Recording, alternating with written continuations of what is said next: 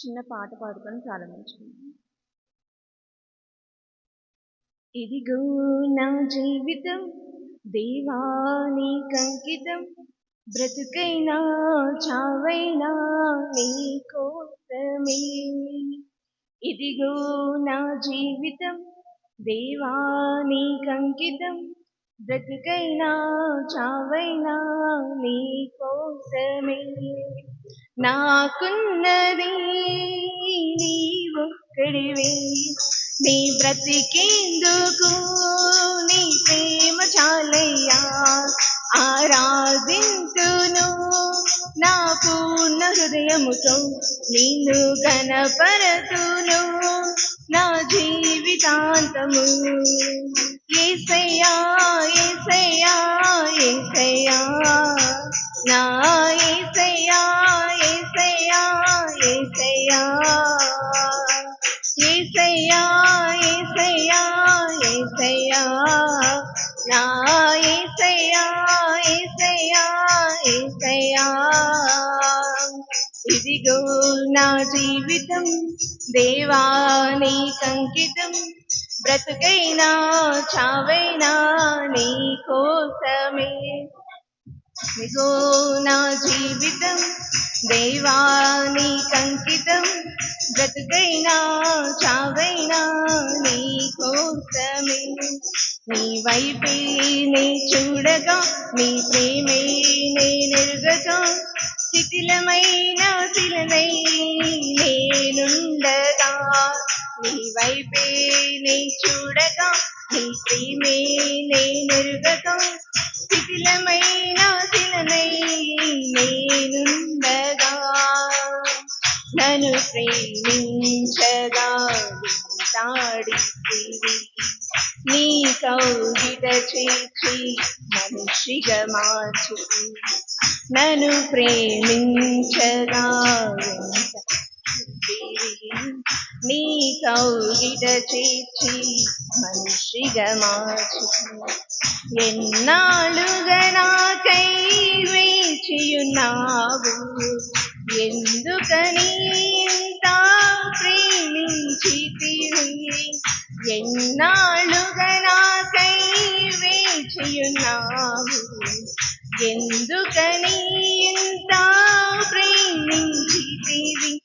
ఇదిగో నా జీవితం దేవా నీకంకితం, బ్రతుకైనా చావైనా నీ కోసమే. ఇదిగో నా జీవితం దేవా నీకంకితం, బ్రతుకైనా చావైనా నీ కోసమే.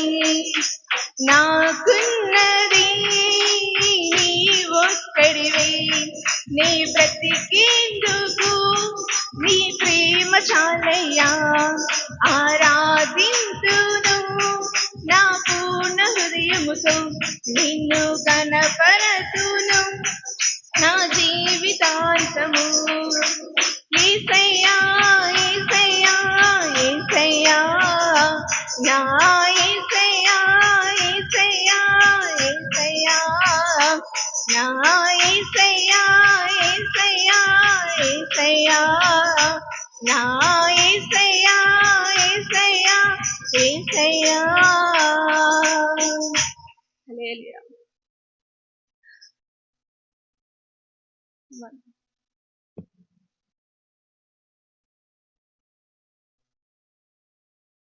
దేవుని నామకు వందనాలు. సమయం ఇచ్చిన దైవజనునికి నా వందనాలు.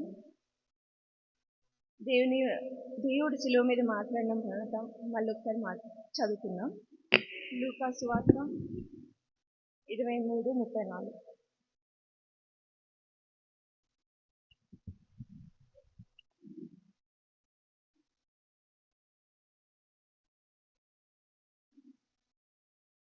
యేసు, తండ్రి వీరేమి చేయుచున్నారో వీరెరుగరు గనుక వీరిని క్షమించమని చెప్పాను. యేసయ్య ఫస్ట్ పలికిన మాట. అక్కడ ఉన్న సిచ్యువేషన్ ఏంటో ఒకసారి చూద్దాం మనం. దేవుడు వీరు ఏం చేయుచున్నారో వీరు ఎరుగరు, వీరిని క్షమించమని తండ్రిని బతిమాలుతున్నాడు. కానీ ఆ సమయంలో యేసయ్య అక్కడ ఎలా ఉన్నారు? శిలువ మీద దెబ్బలతో, ఆ, అందరు దెబ్బలు, కొరడా దెబ్బలు, బల్లెపు పోటు, ముళ్ళ కిరీటం, ఎన్నో బాధలు, అంటే ఒంటి నిండా మొత్తం శరీరపు మొత్తం గాయాలతో నిండి ఉన్న సిచ్యువేషన్ లో తండ్రిని బతిమాలుతున్నారు. వీరు ఏం చేయించున్నారు, వీరు ఎరుగరు, వీరిని క్షమించమని అడుగుతున్నాడు. కానీ అక్కడ తెలియక జరుగుతుందా? కానీ అక్కడ ఏంటి, పరిసయ్యులు, శాస్త్రులు వీళ్ళంతా ఎప్పుడు యేసయ్యని చంపిద్దామని ప్లాన్ తో ముందుగా తిరుగుతూ ఉన్నారు. ఆ సమయం ఎప్పుడు వస్తుందా అని. కానీ దేవుడు ఏంటి, ప్రతి ఒక్కరు తెలిసి చేసిన తెలియక చేసిన వాళ్ళు ప్రతి ఒక్కరిని క్షమించమని అడుగుతున్నారు. అక్కడ ఉన్న జనాలు కూడా ఎలాంటి ఉందంటే సిచ్యువేషన్, వాళ్ళు అక్కడ ఎవరైతే జడ్జ్మెంట్ ఇచ్చారో వాళ్ళు అడిగారు మళ్ళీ ఒకసారి, ఎందుకంటే ఇతని యేసయ్య దగ్గర ఏ పాపము కూడా ఏది కూడా నాకు కనిపించట్లేదు, మళ్ళీ మళ్ళీ మిమ్మల్ని అడుగుతున్నాను, మీరు ఏం చేయాలనుకుంటున్నారు అంటే. అక్కడ ఒక ఫెస్టివల్లో ఒక దొంగని విడుదల చేస్తారు, ఎవరినైనా కానీ జైల్లో ఉన్న వాళ్ళు.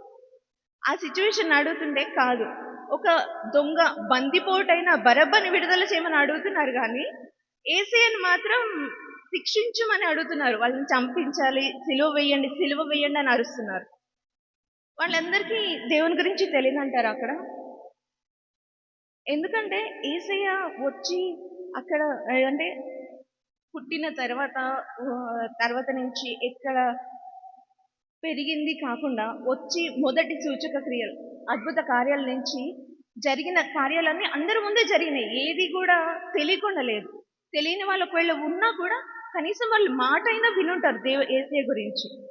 అక్కడ ఏంటి, ఫస్ట్ అద్భుతం కానా విందులో చేసిందే కానీ ఇంకోటే కానీ,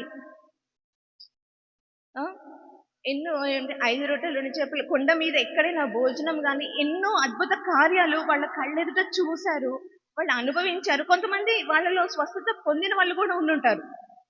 కానీ దేవునితో చివరి వరకు, అక్కడి వరకు ఆ సిచ్యువేషన్ వచ్చేసరికి దేవునితో నిలబడిన వాళ్ళు చాలా తక్కువ మంది.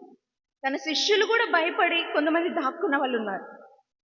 కానీ నా కార్యాలు చూశారు, నా ఉపమానాలు విన్నారు, ఇన్ని చూసి కూడా మీరు ఎందుకు ఇలా మాట్లాడుతున్నారని ఒక్కసారి కూడా దేవుడు అక్కడ ప్రశ్నించలేదు ఎవరిని.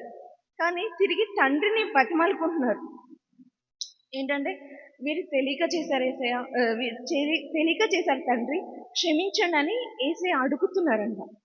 అంత ఏంటంటే, తన ఒంటి మీద గాయాలున్నా ఎంతున్నా అంత తండ్రి మనల్ని ప్రేమించారు. మనల్ని ఎంతగా ప్రేమించబట్టి తండ్రి మనల్ని అందరినీ క్షమించండి అని తండ్రిని అడుగుతున్నారు. ఇక్కడ పరిసయ్యులు, శాస్త్రులు వీళ్ళంతా ఏంటంటే, వాళ్ళందరూ ధర్మశాస్త్రం నమ్మేవాళ్ళు. ధర్మశాస్త్రం మనకి ఎలా ఉంటుంది, అన్ని ఖచ్చితంగా అంటే ఎలా దెబ్బకి దెబ్బ, కంటికి అంటున్నట్టు అలా ఉండేవి.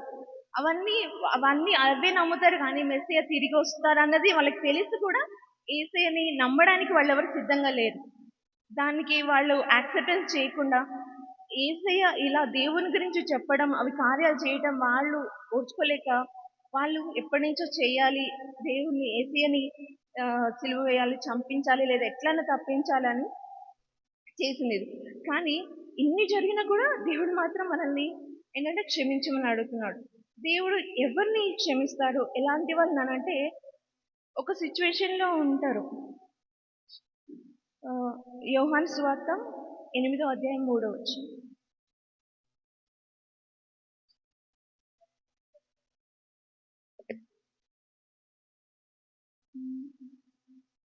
4వ వచనం చదువు.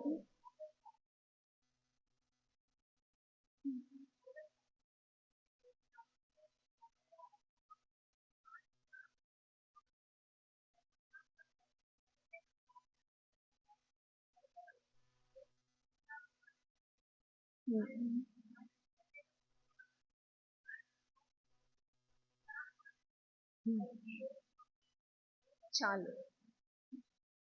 ఇక్కడ ఏంటి, ఒక వ్యభిచారమందు పట్టబడిన స్త్రీ. ఇది కూడా ఏంటి, పరిసయ్యులు ఏం చేస్తున్నారు అంటే, దేవుడు ఏంటి అందరినీ, ఇప్పుడు యేసయ్య అనేది మనందరినీ ప్రేమిస్తున్నాడు, మనకి ఇంకొక అవకాశం ఇద్దామని చూస్తున్నారు అన్నమాట. సో పరిసయ్యులు కూడా ఏంటి, ఇది ధర్మశాస్త్రం తప్పు అని చెప్తే వాళ్ళు ఏదో ఒక విధంగా చేయాలని చూస్తున్నారు. కానీ ఇక్కడ ఇలా ఏం తీసుకొచ్చారు, వ్యభిచారం మంది పట్టబడ స్త్రీని తీసుకొచ్చారు. కానీ యేసయ్య ఆ అమ్మాయిని కూడా క్షమించారు. అమ్మ ఆ అమ్మాయిని కూడా క్షమించారు. అక్కడ వాళ్ళు రాళ్ళు రువ్వి చంపాలంటే యేసయ్య కూడా అన్నారు, వీళ్ళ ఎవరిలో పాపం లేదో వారి ముందు ఒక రాయేయమని. మనలో పాపం లేకుండా ఎవరి ఒక్కళ్ళం కూడా లేవు. ఎందుకంటే నీతికెళ్ళ వాళ్ళు ఒక్కళ్ళు కూడా లేరని వాక్యంలోనే మనకి చెప్తున్నారు. ఇక్కడ వాళ్ళు కూడా ఏంటి, ఆ, వ్యభిచారమందు అంటే కొన్ని కొన్ని మనం యాక్సెప్ట్ చేయలేం. బట్ ఆ సిచ్యువేషన్ లో ఉన్న అమ్మాయిని కూడా యేసయ్య ఏమని పిలుస్తారు, అమ్మ అని పిలుస్తారు. మనం అంత ఏమంటారు, అంత మనకు కైండ్నెస్ హార్ట్ అనేది లేదు. అంటే మనం నార్మల్ గా చెప్తాం కానీ అమ్మ అని ప్రతి ఒక్కరిని పిలవాలన్నది అంత హృదయం, దేవుని హృదయం అనేది మనకు ఉండదు. అక్కడ ఏమన్నారు ఇంకా,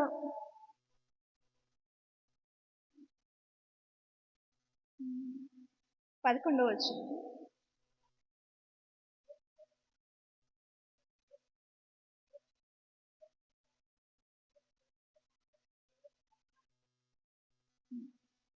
అక్కడ ఏంటి అంటే ఎవరైనా నిన్ను శిక్షించారా అంటే శిక్షించలేదు అని అన్నప్పుడు, నేను కూడా నిన్ను శిక్షించను, ఇక మీదట పాపము చేయడం మానేయమని అన్నారు.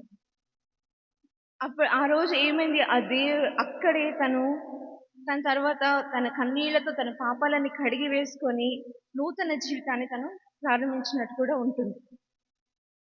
అంటే యేసయ్య ఎలాంటి పర్సన్ అయినా ఎలా అయినా కూడా ఏంటంటే క్షమించే హృదయం కలిగిన దేవుడు అన్నమాట. మనం కూడా అలాంటి హార్ట్ కావాలన్నది దేవుడు. అంటే నా మార్గంలో నడవండి, నా సిలువ మోసుకొని వెళ్ళండి అనే కదా వాక్యం దేవుడు మనకు చెప్పింది.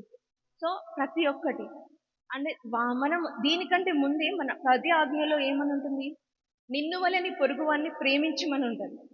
మనం అంత అంటే ప్రేమిస్తాం అంటే ఫ్రెండ్షిప్ అంతవరకు ఉండదు, కానీ అంత ప్రేమించడం అనేది కాదు. అంటే ప్రేమించడం అంటే ఏంటి, మనం ఒకరిని ఆ, ప్రేమ అని లేదా ఏదో ఒకటి నార్మల్ హార్ట్ ఉంటేనే పక్కన వాళ్ళని మనం ఏంటి క్షమించడం కానీ ఏదన్నా చెప్పేది వింటాం. మనం కోపంగా కానీ వేరే వాళ్ళ మీద వేరేవి థాట్స్ పెట్టుకున్నామంటే మనం వాళ్ళ మాట కానీ కరెక్ట్ గా డైరెక్ట్ గా తీసుకోలేం. వాళ్ళు నార్మల్ గా చెప్పినా మనకు అదేంటి ఒక గొడవలాగా కోపంగా చెప్పినట్టు అనిపిస్తుంది. సో ఫస్ట్ మనం పీస్ఫుల్ మైండ్, మనం కరెక్ట్గా మన మైండ్ సెట్ ఉండాలి. ప్రతి ఒక్కరిని ఎవరిని కానీ జడ్జ్మెంట్ చేయకుండా వాళ్ళు చెప్పేది వినాలి. ఇక్కడ ఇంకో దగ్గర కూడా ఉంటుంది ఏంటంటే మనము లూకా సువార్త 6వ అధ్యాయం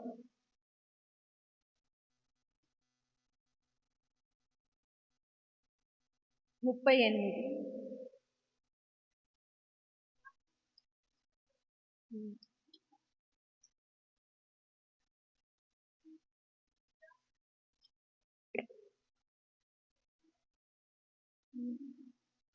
37 కూడా.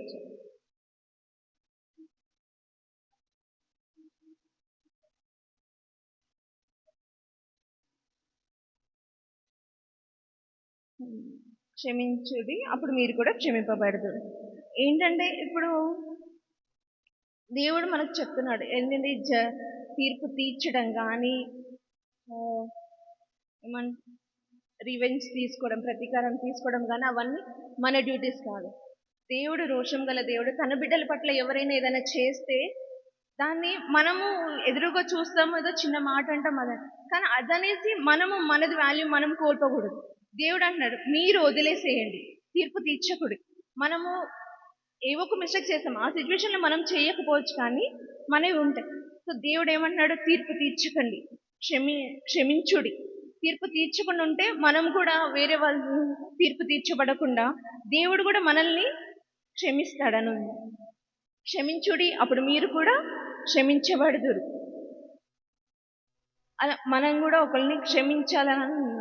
కానీ మనం అనుకుంటాం ఏంటంటే యేసయ్య దేవుడు అంత హార్ట్ కాబట్టి మనం చేస్తాం, కానీ మనం అందరం చేసుకోకపోవచ్చు. ఏమంటారు, అందరినీ మనము క్షమిస్తామా చేస్తామా, మనం ఇంత బాధ పెట్టినా అని అనుకుంటాం, కానీ ఉంటారు దేవుని మనము అంత ఎక్కువగా ఫాలో అయ్యి వాక్య ధ్యానం చేసి దేవుని చెప్పిన మాటలు మనం నెమ్మది వేసుకుంటే మన జీవితాన్ని మనం అలా మార్చుకోవచ్చు, కట్టుకోవచ్చు కూడా. ఒకళ్ళది ఉంది సాక్ష్యము. ఇది గ్రహం స్టెయిన్స్ అని 1999లో వాళ్ళు ఆస్ట్రేలియన్ మిషనరీస్ వాళ్ళు ఒడిస్సాలో అది పరిచర్య చేద్దామని వచ్చారు. And they both are doctors, wife and husband doctors. ఇద్దరు కిడ్స్, ముగ్గురు కిడ్స్ ఉంటారు. వాళ్ళు వచ్చి అక్కడ డాక్టర్స్ కానీ వాళ్ళు చేసేది ఏంటంటే కుష్ఠ రోగులు ఉంటారు కదా, అంటున్న వాళ్ళు నార్మల్గా ఎవరు మనం అసలు ముట్టుకోము, కానీ వాళ్ళు వచ్చి వాళ్ళకి సేవ చేస్తూ దేవుని వాక్యాన్ని ప్రకటిస్తున్నారు. వాళ్ళు ఏంటి, ఇప్పుడు మాకు అవసరం ఉంది కాబట్టి అక్కడున్న విలేజెస్ పీపుల్ ఏంటంటే వాళ్ళు వాళ్ళ పరిచర్యను యాక్సెప్ట్ చేస్తున్నారు, కానీ దేవుని మాటలు వాళ్ళకి నచ్చట్లేదు. అక్కడ అదే ఇప్పుడు నార్మల్గా అదే కొంతమంది ఎక్కువగా ఆపోజిషన్ చేస్తారు కదా, మీరు ఎందుకు మార్చుతున్నారు ఇలా అంటున్నారు అన్నట్టు. వాళ్ళు అలాంటి ఉన్న వాళ్ళు ఏం చేస్తారంటే ఒకరోజు కారులో ఎవరైతే ప్రీచింగ్ చేస్తారో ఆ బ్రదర్ అండ్ వాళ్ళ కిడ్స్ అనేది కార్లో ఉంటే కార్ని తగలబెట్టేసి చంపేశారు. చంపేస్తే ఇప్పుడు ఈ వైఫ్ ఏం చేయాలి, నేను అంటే వీళ్ళు ఇక్కడ వాళ్ళు కాదు, ఫారిన్ కంట్రీస్, ఆస్ట్రేలియా నుంచి వచ్చి పరిచర్య చేస్తూ అండ్ వాళ్ళకి హెల్ప్ చేస్తున్నారు, సేవ చేస్తున్నారు. అలాంటి సిచ్యువేషన్లో మనం ఉంటే ఏం చేస్తాం? అట్లీస్ట్ వాళ్ళని తిడతాము లేదా ఏదైనా అంటాం. ఇప్పుడు నార్మల్గా బయట ఏమంటారు, నాకు ఇలా చేశారు, వాళ్ళని శిక్షించాలి, వాళ్ళని చంపేయాలని అంటారు. కానీ తను ఏం చేసింది తెలుసా, అదే ఊర్లో తన పరిచర్యను కంటిన్యూ చేసింది, తన సేవను కంటిన్యూ చేసింది. మళ్ళీ తననే డాక్టర్ కదా, డాక్టర్ డ్యూటీ అంటే కుష్ఠరోగులకి వైద్యం చేస్తుంది, దేవుని పరిచర్య కూడా అంటే వాక్యం మళ్ళీ చెప్తుంది. ఇంత అంటే నీ భర్త పిల్లల్ని చంపేశారమ్మా, నువ్వు ఇంకా అంటే దేవుని ప్రేమను బట్టి అమ్మ వాళ్ళందరినీ క్షమించేసింది, మళ్ళీ దేవుని ప్రేమను చూపిస్తుంది వాళ్ళకి. అక్కడ ఏంటంటే ఈమెంటి ఇట్లా ఉంది అనుకుంటూ వాళ్ళందరూ కూడా అంత ముందు వరకు వాళ్ళకి ఎంత హెల్ప్ చేసి, అంటే డాక్టర్స్ కదా, ఇప్పుడు నార్మల్ విలేజెస్ లో అందరు ఉండరు, అలా చేసిన వాళ్ళకి లేదు. కానీ ఇప్పుడు ఇలా అయిపోయి తర్వాత కూడా ఆమె చేయడం వల్ల దాన్ని చూసి ఎంతో మంది ఇంకా అక్కడ విలేజెస్ లో అప్పుడు దేవుని ప్రేమ అనేది వాళ్ళు ఎదిగారనమాట. మనం అంతలాగా చేయకపోయినా క్షమించడం అనేది దేవుడు ఏమంటున్నారు, క్షమించండి మీరును క్షమించబడదు. అలానే మనం ఏంటంటే ఎదుటి వాళ్ళు ఏమన్నా చేసిన మిస్టేక్స్ ఉంటాయి కదండి, మనము మిస్టేక్స్ ఏంటంటే ఓకే అప్పుడు సారీ చెప్తే యాక్సెప్ట్ చేసినట్టు ఉంటాం, కానీ మనుషులు కనిపించినప్పుడు ఏంటంటే కొన్ని గుర్తొచ్చేస్తూ ఉంటాయి. కానీ దేవుడు ఏమంటున్నారు తెలుసా, యెషయా 38:17,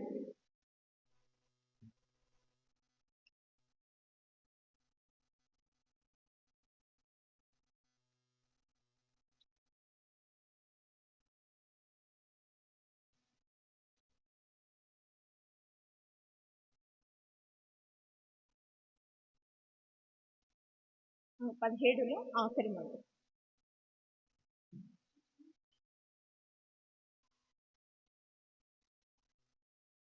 నీ వీపు వెనుక తట్టుకు నా పాపములని నువ్వు పారవేసి. మనం చిన్న చిన్న మిస్టేక్స్ కాదు మనము మర్చిపోలేం, కానీ దేవుడు ఏమంటారు తెలుసా, మనం ఆయన దగ్గర మన పాపములు ఒప్పుకుంటే మనవన్నీ చేస్తే దేవుడు తిరిగి మళ్ళీ మన దగ్గరికి తండ్రిలాగా నా బిడ్డ అని వస్తారు, కానీ మన మిస్టేక్స్ అన్ని ఏమి గుర్తుపెట్టుకోరంట. మనం ఆయన పిల్లలం కదా, మనం ఏమైనా అడిగితే ఇప్పుడు ఎలాగ మనం మన మమ్మీ డాడీ దగ్గరికి వెళ్ళి చెప్తే వాళ్ళు ఎలాగ మనం ఫర్గివ్ చేసి వాళ్ళు ఎప్పుడన్నా నువ్వు ఇలా ఇంకా మళ్ళీ ఇదే రిపీట్ చేస్తామని ఎప్పుడన్నా రిపీట్ చేయొచ్చేమో, కానీ మన తండ్రి ఏమంటారంట, వీపు వెనుక తట్టుకు పారవేస్తారంట, మళ్ళీ అవి తిరిగి జ్ఞాపకం చేసుకోరంట. అవి మనము కూడా కొంచెం ఏంటంటే మనుషులు మనం యాక్సెప్ట్ చేసినా చేయకపోయినా అది క్షమించడం అనేది మన హృదయం నేర్చుకోవాలి.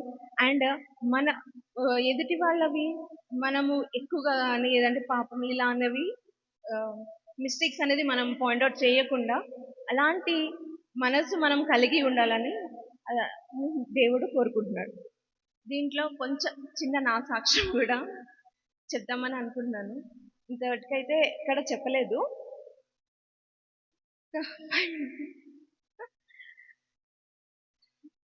ఎందుకంటే ఇది కూడా కొంచెం నాకు రిలేటెడ్గానే ఉంది. దేవుడు కూడా నా పాపములన్నీ క్షమించి తన వీపుకు పారవేసి నన్ను ఇప్పుడు మంచిగా నిల్చోబెట్టారు. పాపం అంటే ఏదో కాదు, కానీ దేవుని ఆజ్ఞ అతిక్రమమే పాపం అంటారు. మీకు అందరికీ తెలుసుండొచ్చు, పోవచ్చు. నాకు ఎర్లీ అంటే ఇంటర్ అయిపోగానే మ్యారేజ్ అయింది. అండ్ మ్యారేజ్ అయింది. నాకు ఆ టైంకి అంత మెచ్యూరిటీ లేదు. కొంతమందికి ఉండొచ్చు, ఉండకపోవచ్చు.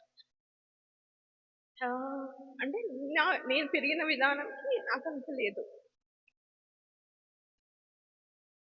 అంటే చిన్నప్పటి నుంచి దేవుని సన్నిధికి వెళ్ళిన దాన్ని, దేవుని సన్నిధిలోనే పెరిగిందాన్ని. నేను బయట నాకు ఇక్కడ ఏమీ లేదు.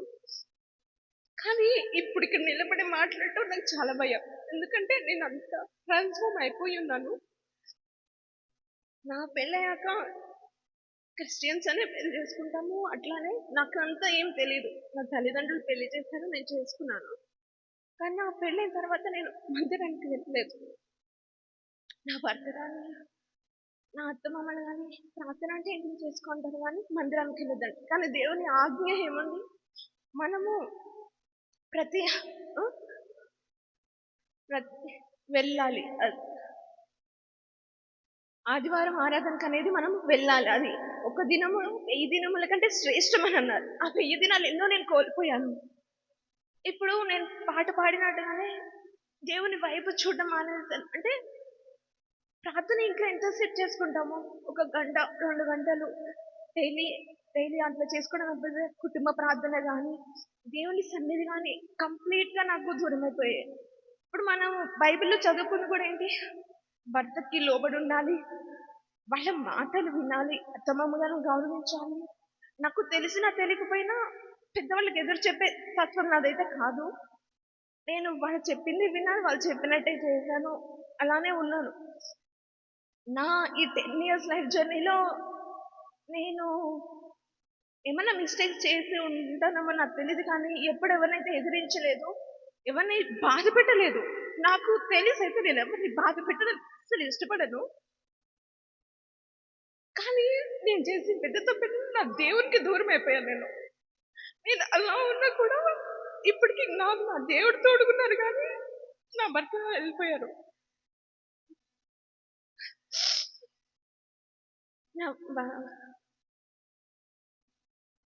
వెళ్ళిపోయిన తర్వాత కూడా ఏం చేయాలో తెలియదు. దేవుని పాదాలు పట్టుకొని ఎడవడం తప్పిస్తే ఈ 10 years జర్నీలో కూడా నేను దేవునికి దూరంగా ఉన్నప్పుడు నాకు మధ్యలో అనారోగ్యం వచ్చింది. అంటే స్కిన్ ర్యాషెస్ వచ్చాయి. నాకు ఎండ పడలేదు. దానివల్ల సన్ ఎనర్జీ లాగా ఫేస్ సన్ ఎక్స్పోజర్ ఏదవుతుందో హెయిర్, ఫేస్, హ్యాండ్స్ అంతా మచ్చల్లాగా వచ్చేసాయి. మొత్తం ఈ హెయిర్ కూడా మొత్తం లాస్ అయిపోయింది. ఏమంటారు, పోనీటైల్ అంటారు కదా, అంత చిన్న జుట్టు అయిపోయింది అది కంప్లీట్గా. అలా అయిపోయింది, మొత్తం ఇలా అయిపోయింది. అది అంటే ఏంటనేది అర్థం కాలేదు. ఎప్పుడు నాకు లేదు, బాగానే ఉండేదాన్ని. అలా అయిపోయింది అనమాట. మమ్మీ ఇంకా ప్రార్థన ఏంటంటే, నేను గర్భంలో ఉన్నప్పుడే అడిగింది మా మమ్మీ, నాకు నీ రూపము నీ సౌమ్యము, నా పేరు అందుకే రూప సౌమ్య అని పెట్టింది. నీ రూపము నీ సౌమ్యము నాకు కావాలి ప్రభు, అలాంటి బిడ్డను నాకు ఇవ్వండి అని నేను అడిగింది. నేను అలాంటి బిడ్డను అడిగాను కదా, ఇప్పుడు ఇలా మారిపోయింది. నాకు మళ్ళీ నా బిడ్డని ఇంతకు ముందులాగా చేయని ఫోటో మీద పెట్టి ప్రేయర్ చేసుకునేది. నేను చేసుకునేదాన్ని కానీ కొంచెం తక్కువ ఉండేది, బాధ వచ్చేది. కొన్ని సిచ్యువేషన్స్ ఇంట్లో ఉండేవి. ఏం చేయాలి మమ్మీ అంటే, ఇప్పుడు ఎలాగో వాక్యం ఎలా ఉండేదో అలానే జరిగిన ఒక్క మంచిని తలుచుకొని మనిషిని క్షమించాలి. ఇప్పుడు ప్రతి సిచ్యువేషన్స్ అన్ని కరెక్ట్గా ఉండవు. ఓకే, ఇది మీకు అర్థం కాలేదేమో, మీకు ఒక టైంలో బాగానే చూశారు కదా, ఒకసారన్నా మంచి చేసి ఉంటారు కదా, జ్ఞాపకం చేసుకోమ్మా, ఇంకేం పట్టించుకోకన్నారు. అట్లానే ఉన్నాను. దేవుడు తిరిగి మీ ముందు కొంచెం మంచిగానే కనిపిస్తున్నాను కదా, తిరిగి నాకు ఈ హెల్త్ కానీ, హ్యాండ్, ఫేస్ కానీ, నా హెయిర్ కానీ బయట అంటే బయట వాళ్ళు ఏమనుకుంటారు అంటే, బయట లోకము స్కూల్ కానీ కాలేజెస్ కానీ వెళ్తే హెయిర్కి ఏం పెడతావు బట్ ఇట్స్ గాడ్స్ గిఫ్ట్. నేను ఏమి దానికి పెట్టింది మనకు అలవాటు లేదు. దేవుడు నాకు అంత కృపనిచ్చారు. నాకు ఏమంటారు, నా హెల్త్ అంత కంప్లీట్గా ఉన్నాను. నేను ఇలానే బాగా అయ్యాను అనమాట. ఆ 10 years లైఫ్లోనే నేను కొంచెం దూరంగా ఉన్న దగ్గరున్నా, నేను విడిచిపెట్టిన దేవుడు నన్ను విడిచిపెట్టకుండా నా బిడ్డకి ఏం కావాలి, ఏ సమయంకి ఏది కావాలి, అనారోగ్యం ఉన్నా అట్లనే నన్ను అలా నడిపించుకుంటూ వచ్చారు. 10 సంవత్సరాల జర్నీలో ఇక్కడికి వచ్చాము. ఇక్కడికి వచ్చి ఉన్నాము. ఏమైందనేది ఏంటనేది తెలియదు. తల్లిదండ్రుల కంటే మనము విడిచిపెట్టి భర్తని హత్తుకోవాలని వాళ్ళ మాట వినాలనే ఉంటది. అలానే ఉన్నాను. ఎప్పుడైతే నన్ను విడిచిపెట్టి వెళ్ళిపోయారో దానికి ముందు 15 రోజులు కూడా అది ఇంట్లో ఎలా ఉందంటే బ్రతకాలా చావాలన్నట్టే ఉంది. ఇప్పుడు ఎలైవ్‌గా ఉన్నానంటే కంప్లీట్ గాడ్స్ గ్రేస్. నాకు ఎదురుగా అమ్మ వాళ్ళు ఉన్నా చెప్పే అలవాటు లేదు నాకెందుకో. నేను ఏది కూడా షేర్ చేసుకోను. అంటే కంప్లీట్ గాడ్‌కి చెప్తాను, ఏడ్చుకుంటాను. అంతకంటే ప్రార్థన ఇంకా బైబిల్ ధ్యానం తక్కువ గాని ఏడ్చుకొని ప్రార్థన చేసుకోవడం తప్పితే ఏం చేసేదాన్ని కాదు. 15 డేస్ అంటే మెన్ ఆ డేస్ ఎలా ఉన్నాయంటే complete silence torture. You can't imagine. Suicide ఇప్పుడు బయట ఎట్లా అవుతున్నాయంటే ఏమన్నా అవ్వచ్చు. బట్ నాకు కంప్లీట్ నాకు ఒకటి ఉంటది ఏంటంటే ఈ నాకు సూసైడ్ కేసెస్ చూసినా అవి నచ్చవు. ఎందుకంటే దేవుడు మనల్ని తీసుకోవాలి కానీ మనకు మనం చనిపోయి ఇప్పుడు మనకు ఒకటి ఉంది గోల్ పరలోకం వెళ్ళాలని. మనం చెప్పుకొని వెళ్తే వెళ్ళేది నరకాన్ని తప్పిస్తే ఇక్కడికి వెళ్ళాము.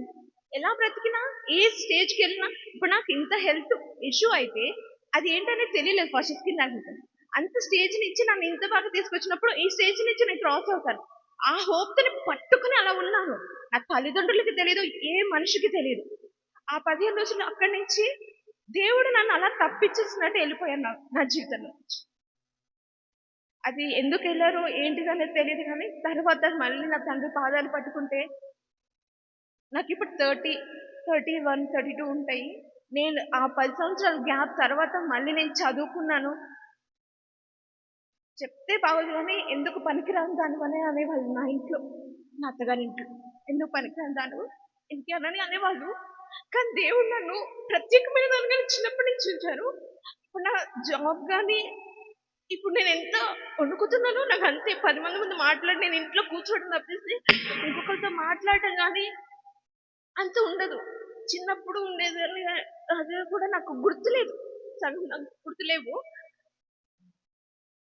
చదువుకోవడానికి 10 మందితో కలిసి వెళ్ళడం అనేది చాలా కష్టం. నాకు చిన్నప్పుడు స్కూల్ ఇంటర్లో అంత ఫ్రెండ్స్ లేరు కానీ దేవుడు ఎలా అంటే ఒకళ్ళు నీకు ఉంటే వాళ్ళు మాట్లాడతారన్నట్టు నాకు ఒక సపోర్ట్ ఒక ఇద్దరు అలాగ ఫ్రెండ్స్ ఉంచేవాళ్ళు అనమాట.